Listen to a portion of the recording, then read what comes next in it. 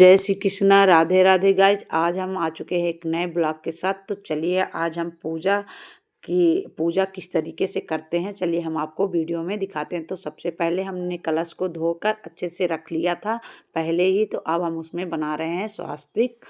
तो स्वास्तिक हम 3 बनाएंगे गाइज कलश में। पहले पीले से बनाएंगे, चंदन से, क्योंकि पीला और लाल दोनों बहुत शुभ माना जाता है, इसलिए हम दोनों से बहुत अच्छे तरीके से स्वास्तिक बनाएंगे। तो आप देख सकते हैं कि हम स्वास्तिक बना रहे हैं भगवान के पूजा के लिए। तो इसी तरीके से आप भी अगर पूजा की विधि का देखना चाहते हैं तो आप यहाँ से विधि उसकी देखकर आप पूजा कर सकते हैं।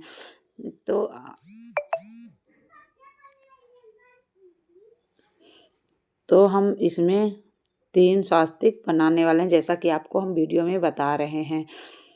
तो पहला बन गया। अब चलिए हम दूसरा स्वास्तिक भी अच्छे तरीके से बना लेते हैं। गाइज एक बात और, अगर आपको हमारी ये वीडियो अच्छी लगती है तो वीडियो को लाइक शेयर कमेंट ज़रूर किया करिए। और आप हमारी वीडियो कहाँ से देख रहे हैं ये भी हमें कमेंट में ज़रूर बताया करिए, तो हमें भी अच्छा लगेगा कि आप लोग हमारी वीडियो कहाँ से देख रहे हैं। और सॉरी गाइज, वीडियो हम बहुत लेट अपलोड कर रहे हैं, इस समय टाइम नहीं मिल पा रहा है पूजा पाठ और घर के कामों में, क्योंकि जानते हैं कि नवदुर्गन में बहुत ज़्यादा काम हो जाता है, इसलिए वीडियो बहुत लेट अपलोड हो रही है। उसके लिए सॉरी बार बार बोल रहे हैं आपसे, क्योंकि आपको भी इंतज़ार रहता है कि हम वीडियो अब कब अपलोड करने वाले हैं। तो चलिए अब हम कलश में डालते हैं पानी डालकर गाइज कलश में हम पहले कलश में पानी डालकर फिर हम उसमें डालने वाले हैं जो कलश के अंदर पूजा की सामग्री है। तो ये है सबसे पहले सुपारी, फिर हल्दी की गांठ, 2 इलायची और 1 सिक्का। अब इसके ऊपर हम आम की टेरी रखने वाले हैं। फिर दिया में जो चावल रखे थे उसको रखेंगे। इसके बाद गाइज अब हम रखने वाले हैं नारियल में लपेटकर चुनरी। तो चुनरी को हम नारियल में लपेट देंगे और इसके ऊपर फिर बांधने वाले हैं कलावा। अच्छे तरीके से कलावा को लपेटकर मात्रा ये कलश के ऊपर रख देंगे।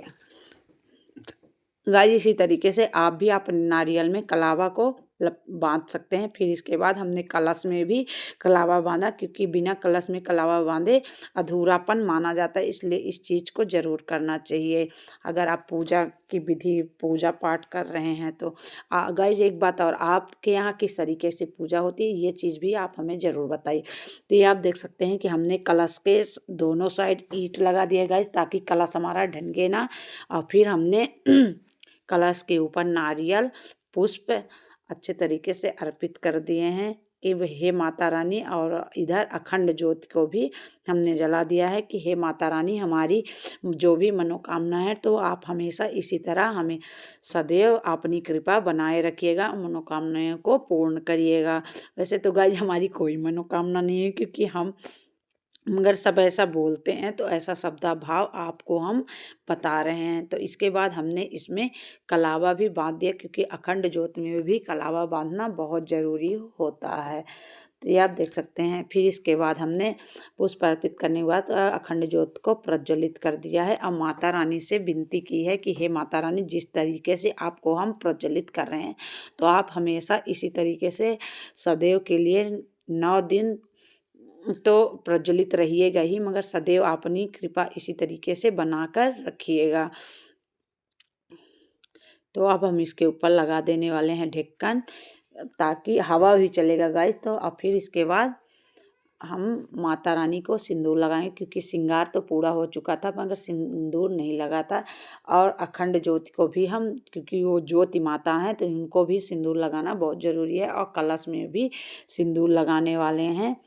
और इधर फिर हम आ गए अपने ठाकुर जी की आरती पूजा करने। हमने कहा कि सबसे पहले अभी ठाकुर जी की आरती पूजा कर दें, फिर इसके बाद हम वहाँ माता रानी की आरती पूजा जो भी है उसका पूरा करने वाले हैं। तो हम यहाँ आरती कर रहे हैं, थोड़ा सा आरती, फिर भगवान को भोग लगाएंगे। इसके बाद फिर से आरती, क्योंकि भगवान से भोग लगाकर ही आरती करना चाहिए कि हे भगवान जो भी रूखा सूखा है भोग का अर्पण करिए। तो ये आप देख सकते हैं कि हम भगवान की आरती कर रहे हैं। आप भी इसी तरीके से आरती अच्छे से कर सकते हैं।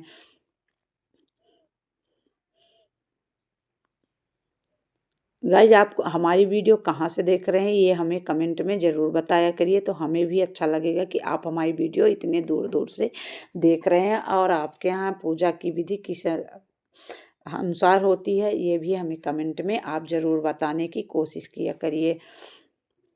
हमने भगवान को विनती अर्पण की कि जो भी रूखा सूखा है भोग का अर्पण करिए। इसके बाद हम ठाकुर जी को भोग खिलाने वाले हैं।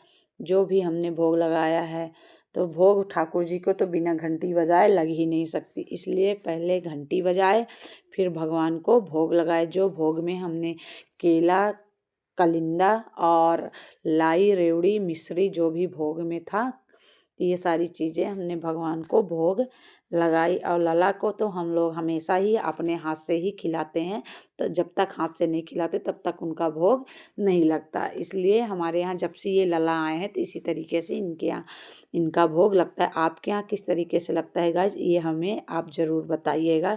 ऐसे लला का भोग इसी तरीके से लगाना चाहिए अगर आप उन्हें पुत्र समान मान रहे हैं तो।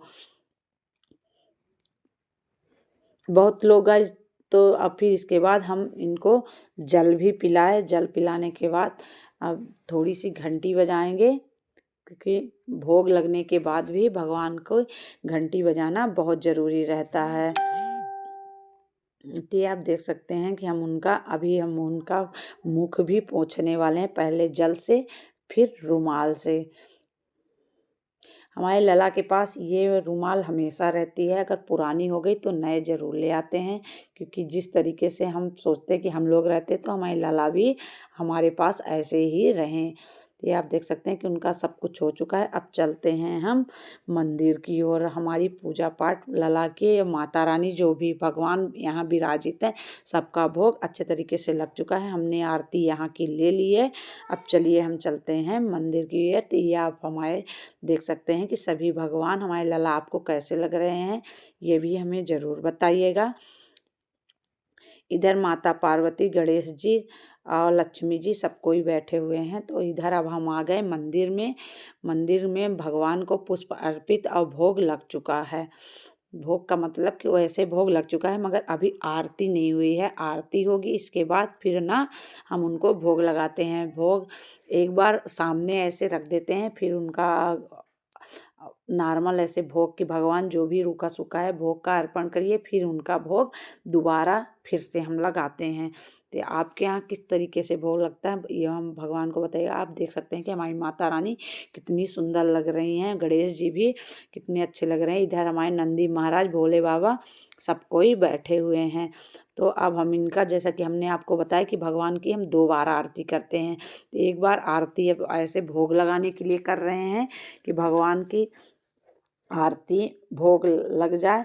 इसके बाद फिर हमारे पतिदेव, हम पूजा पाठ भले सब कर लेते हैं पर आरती वही उन्हीं से कराते हैं, तो इसलिए आरती वही कर रहे थे। हम लोग बाहर से आरती सब कोई गा रहे थे कि जय अम्बे गौरी मैया, जय श्यामा गौरी, यही आरती हम लोग के यहाँ हो रही थी। क्योंकि हम 9 दिन यही वाली आरती होगी, ये अम्बे तू है जगदम्बे काली। तो इसलिए आप देख सकते हैं कि हमारे यहाँ सब कोई का अच्छे तरीके से आरती कर रहे थे। तो अब आरती हो चुकी है गाइज। आप देख सकते हैं कुछ हमारे आस पड़ोस के भी सब कोई आए तो आरती पूजा किए, मगर वो बोले कि अभी हम तैयार नहीं है तो हमारी वीडियो मत लीजिए, हम ऐसे ही आरती पूजा करेंगे। तो हम बोले कि चलिए कोई बात नहीं, आप इसी तरीके से आरती पूजा कर लीजिए। तो आप देख सकते हैं कि हमारे भगवान भोले बाबा, गणेश जी, माता पार्वती जी ये आपको कैसे लग रहे हैं। इधर हमारे कलश भी कितने अच्छे तरीके से सब चीज़ हमने पूजा की, जो भी हमसे विधि बनती है गाइज, तो हम अपने से इसी तरीके से हर साल पूजा